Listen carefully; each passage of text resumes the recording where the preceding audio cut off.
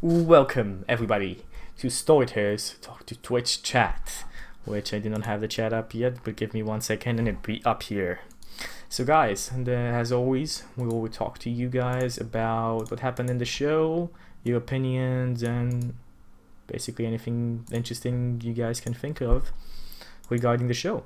So give me 1 second and I will set this up for you guys to see your own names talking. So yeah, feel free and go on and tell us, what did you guys think about the show, about this story? Do you enjoy it? This was another one, like a new format in a way, or so. It was similar to DMing a story, but I knew about the story beforehand, not fully, but partly. So let's see. Yeah, can you do the story of Garg and the Moon Slicer? I'm actually reading it now. How is it? Wow.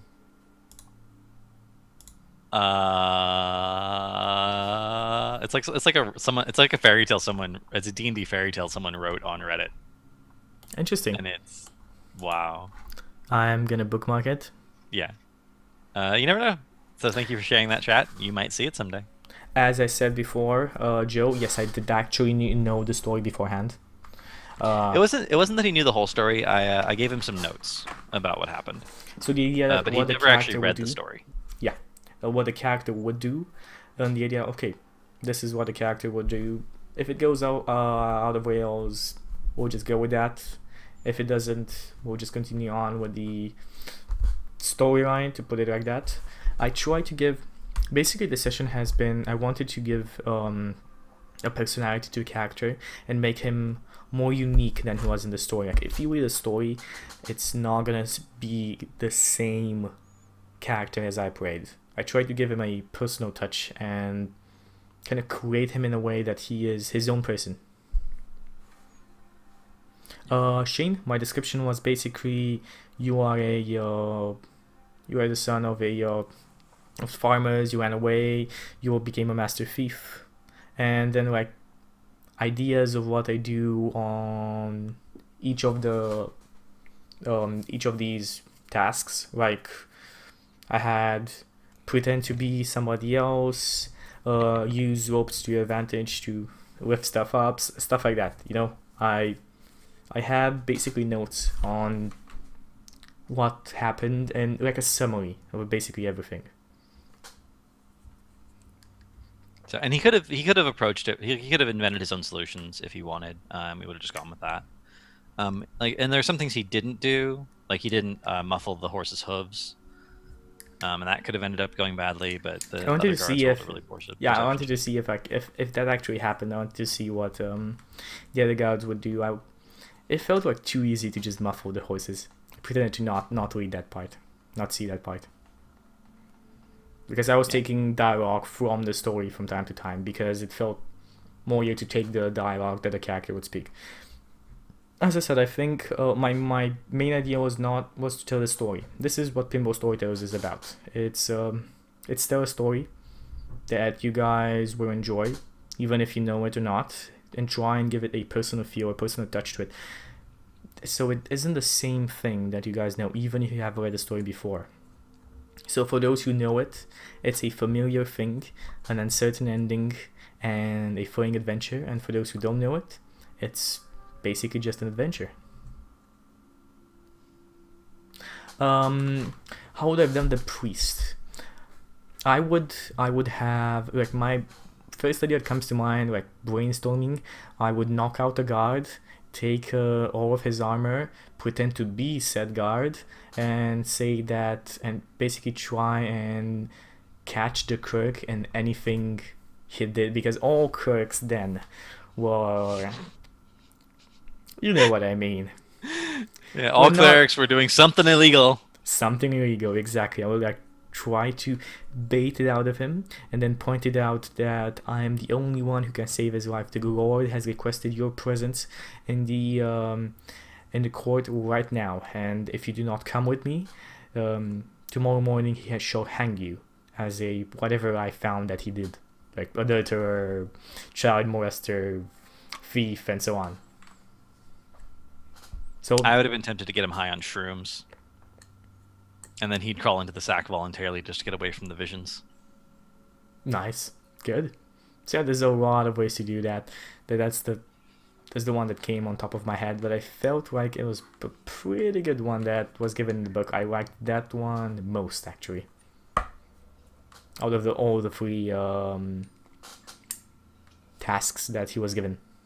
Oh, by the way, and something that you guys did not know in the story, so this is like the bonus of watching Storytellers Talk to Twitch chat.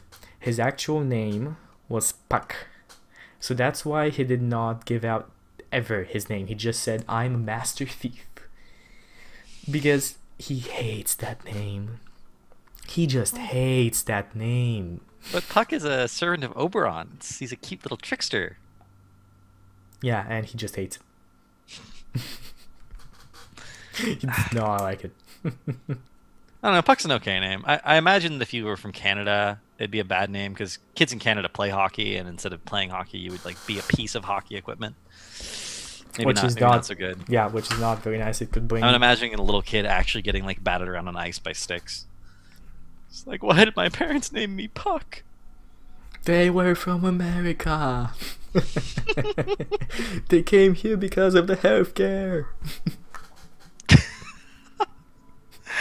Wow. Okay. Okay. So I was hoping. Sorry. I was hoping that the dad would call him by his name. Yeah. Well, that was Justin. There's no names in fairy tales.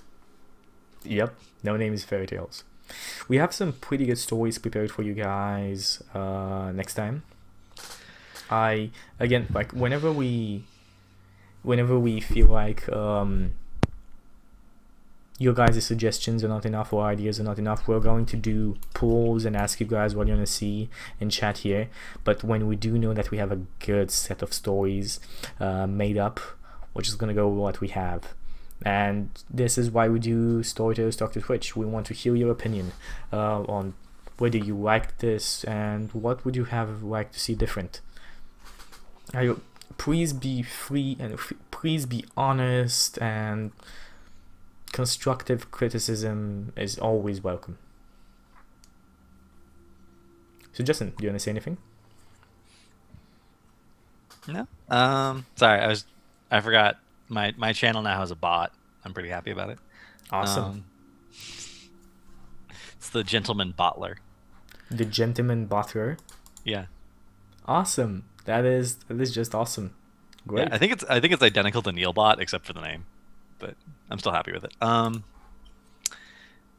don't know. I'm having so much fun with this, and I feel like there's just a lot of room for pinball storytellers to grow in different directions, and it's actually I don't know if you guys have ever had this happen to you, where you start out with something and you know it's a really good idea, and you're just really afraid you're gonna fuck it up, right?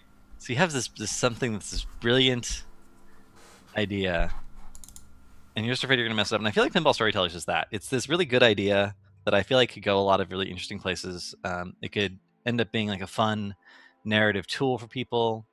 Like we could develop techniques for it. We could develop techniques that will make like storytelling more interesting, like some chaotic storytelling devices.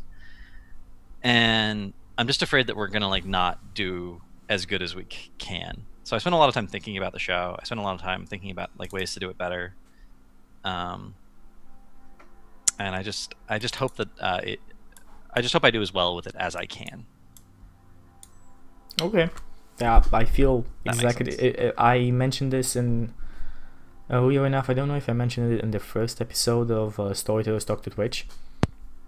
But I did mention it. I said something of the sort that we were very scared about the show and we're very reluctant to start it just because we knew it was so good we would just fuck it up. I was sure that it would not go as it would not have gone as well as the first episode. I was pretty amazed to see how fun that was and how just genuinely an interesting experience and a new one. And yeah, I feel like we're exploring new formats every session. We are trying on new stories. We are pushing our limits, easier and easier, getting to the bigger for stuff. So Shane says, I'd like to see a more combat searching story. More stuff could go wrong. So Shane, small spoiler for next week. There is actually going to be, in one of the stories, there's going to be 2 stories, I think. It's never always decided full on first. It's never always decided beforehand. We always do a lot of brainstorming. We always feel like, oh, we do this. Oh no, this is not good. Let's do this. This could be better. And I feel like questioning, doubting yourself, and not going for sure easy stuff is the way to evolve easily and easily. So yeah, and one of the stories is going to be a lot of combat. So stuff could go wrong, and we'll see how it goes.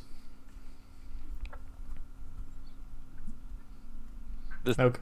Yeah, because we're doing your story next week, right? And that involves some combat. That could totally a lot of combat actually. That could totally go off the rails. Exactly. So tune in next week, Shane. Tune in next week. Yep, it's another, actually, yeah, it's another fairy tale. I'll give you out anything more than that, but it is an amazing fairy tale.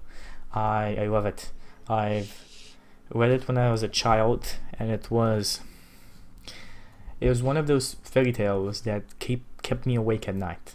It is a unique fairy tale, and I'll talk about it more next session. But it is quite a fairy tale. No fairy tale is really like this. This is one of those that is completely and utterly a new thing when it appeared. So I compelled, if I didn't mess up, to keep the story just the same, or do you add new challenges or turn in the story? Well, as I said before, like for example, what I did when Red Riding Hood, we added all these small stuff, all these, like, the wolf needed to be invited inside, he needed to talk the Red Riding Hood and going off the road, he needed to survive the woods band, and we kind of try and give background to everything. Like a fairy tale doesn't really have a background, so we always like bringing in backgrounds and new neat stuff that are small enough to have a big impact. Yeah, I think one of the things Joe's asking is, like, if we're in this format, if one person's DMing and one person's playing the character, if the character manages to sort of stay on the rails, their roles don't take them off the rails, is the DM allowed to change things? Is that something we've talked about? And I mean, we can always change the story if we want to. Like, if I had thought of something that I thought really added a lot to the the story, I would have. But I think that it's interesting to actually let the dice decide. I play D&D that way a lot of the time too. I'll set up scenarios, and there's particular things that could happen, and I'll literally let the dice decide. So for my DMing style, I don't usually actively think about what the characters are going to be, what the NPCs are going to be doing. I've thought about it in advance, and come the time, I always let the dice decide. Yeah. It's so in this case, Chucky just rolled really, really well, and the story stayed on the rails because he rolled really, really well. No, because I'm a master thief. Yeah, because he's a master thief. Okay. But I'm not compelled to. I just think it's more interesting to do it that way from my personal style of DMing. Like for example, for some stories, I might feel differently. I think this is actually a good thing, because I'm the other way around. I like to keep it interesting. I like to keep it fun. So, for example, if I was in his place, I would have thought of little small stuff, or even bigger stuff, that would come into the story because of how he played the character, or how the NPCs would react to his actions. Make it not harder, but more interesting. It's not, how can I put this? Yeah, bring up a challenge is always something that brings fun, because that's a part of D&D. Overcoming challenges with cunning, good rolls, or however you do it. But I think that's basically 2 ways to overcome it. Also, this format of a story, overcoming 3 challenges, might be something we actually revisit. There's actually multiple fairy tales like this. It's because of the magic numbers, the magic number of 3, the iconic symbols of fairy tales, the fight between good and evil, the magic numbers 3, 7, 11, 13. Yeah, all have a great deal of. They're steeped in sort of this mystic aura But since there's other stories like this, maybe we'll do next time we do this. Since we've already done this one as an example of how it can be done when it's on the rails and you go by the story exactly. Maybe next time we'll think up 3 challenges that aren't in the story. Exactly. We'll make up completely new challenges. There's lots of things we can do, but it's just we're doing one experiment per session at this point. I think is the best way of putting it. Yes, and that answers Shane's question as well. So would you guys do longer stories and take multiple sessions, or just short stories? We will do longer stories as well. I have mentioned this, I think, every Storytellers Twitch chat. We will do it, but okay, put this. This is not still that point we are very comfortable with this. We're still we're feeling I'm feeling myself very good with this format. I am happy with how it is going and everything regarding Pinball Storytellers. We might do it after next week or after next week or soon enough. I think we'll take on a bigger challenge, but for the moment we're still kind of experimenting with what we can do. You see, even today, this was a new format. This was a completely, it was partly a new format, but still in itself it was new. We did not ever try something like this. So I hope that answers your questions. And you guys didn't see any of the off-screen prep that I did, which is this is normally what happens in a D&D campaign. You don't see the off-screen prep that the DM does, but all the guards had stats. The count had stats. The parents had stats. They all had proficiencies. You noticed that I was rolling to see what happened in the thing, and those stats weren't just made up on the spot. I actually had them in advance. Joe, that is the first format. So this is soon enough, today, tomorrow, very soon. I'm working with a artist to make up some buttons for my stream, and it's gonna be 12 buttons of small button that will be very useful. And one of these buttons is going to be character sheets and prayers and additional information. There you'll find a Google document.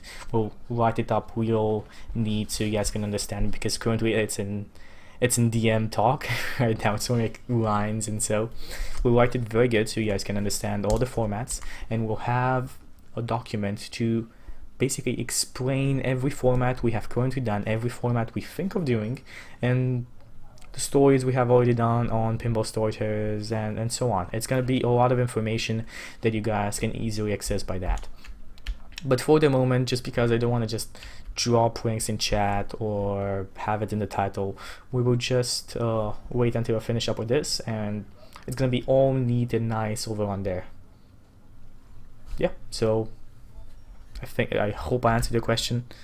I think he's also asking, what of the formats we've done, which have we enjoyed playing the most, and which have we enjoyed DMing the most? I enjoyed, to be honest, the most the first one, format, the one when we both know the story, we both have characters, we both set up a couple of things for the story, we deviate it, we roll for random characters, we give backgrounds, roll for stats and everything. So basically just preparing a campaign live. So it's literally preparing it live and then taking on the characters we have created, and we do not know which ones we get, and our objectives are what our characters are thinking right now, what they're trying to accomplish. Yeah, that was my favorite one too, to be honest. The first session, the co-op storytelling where we alternated characters and we didn't know what characters we were going to be playing. I think that has been the best example of the show, really the best example of truly pinball storytelling, and we're gonna start using pinball as both a verb and a adjective now. Exactly. Agreed. The chaotic format that you were talking about last time reminds me of Microscope. I've heard of Microscope, Shane. I saw someone play it once, and I kind of agree with you. It is similar. It is a format that is not completely. It's not an original format. It's already been done in several storytelling games.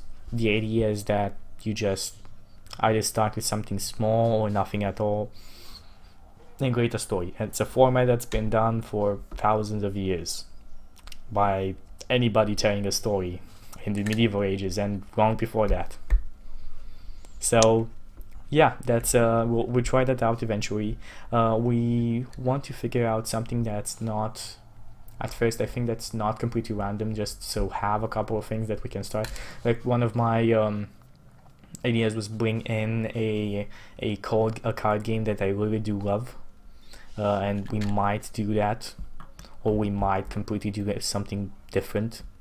I am not sure. It has not been decided, but whenever we do decide, you guys are gonna see it here.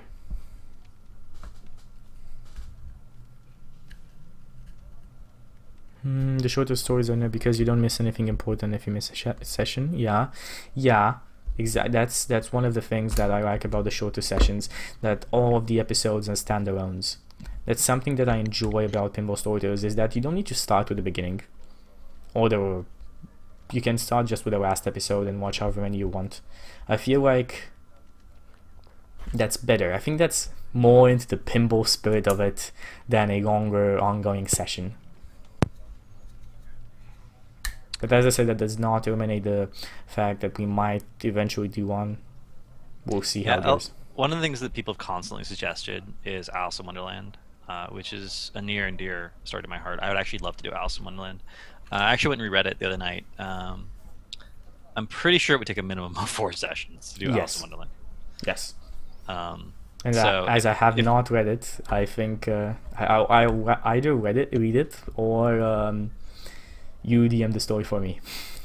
Yeah. So we are going to do. I'm going to tell you this right now. If this show is successful and keeps going, and I see no reason it shouldn't keep going, we're going to do Alice in Wonderland at some point. But it's going to require some prep. We're probably going to start out with a story that we think in advance is going to take 2 sessions, and then we'll probably do a couple of those, and then maybe we'll work up to one that does like 3, and then like a year from now, when we're really comfortable, we'll maybe do Alice in Wonderland.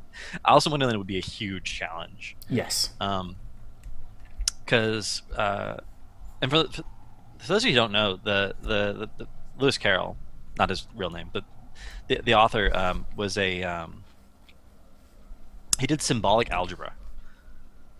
He was an incredibly gifted mathematician, and there's actually a lot of really subtle math jokes in Alice in Wonderland that I really appreciate, and trying to preserve those, like trying to preserve his sense of humor and his insight while going completely off the rails, would require literally studying math again for me. It would require some review. So I've actually thought about how I would do that, and I have like a list of books that I have to read first. So yeah, that is a awesome idea. I was actually thinking about that, Joe. There was one of the ideas I saw that it was a module on Roll20, and we could definitely do it.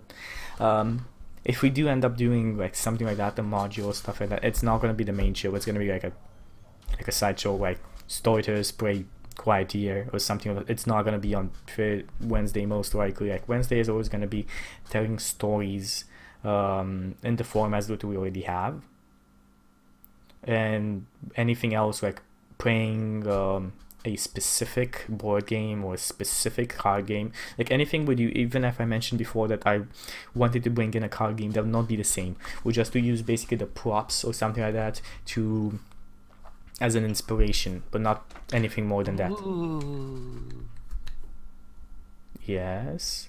I just thought of another. I'm not sure it's actually a good format, but in my head it sounded like a brilliant idea. Go down a bit. I want to see if I want to see if a light bulb opened up. So another format of storytelling. We take a game that does normally not have a story associated with it, like Dominion or chess or checkers. Or Monopoly. And as we play out the game, we tell a story about why the game is developing the way it is. That sounds awesome. And see, this is why we're still experimenting, guys. These awesome ideas. That's a really good idea. That could be so much fun, especially if you had, like, Dominion is the perfect example, I think. Have you ever played Dominion? No. It's a build your deck card game, and the objective is to, like, you start out as a lord, and you start out with a certain amount of money, and you buy cards, and the cards then go into your deck, so that as you draw your next hand, your hands is constantly changing. And your objective is to buy land. Oh, so it's basically Penny Arcade. If you've played Penny Arcade, the card game, I have not. He got a lot of his ideas from Dominion, though. Yeah, like I have the board game. It's exactly the same, almost exactly the same thing. See, but the hilarity could be enormous because there's cards like Harem, and you could have to tell a story about why you're acquiring a harem. You could tell a story about why you hired a spy. Like you could give all of your cards a personality. Awesome. It could be really interesting just to develop the story based on these little prompts that you get from how you're playing the game.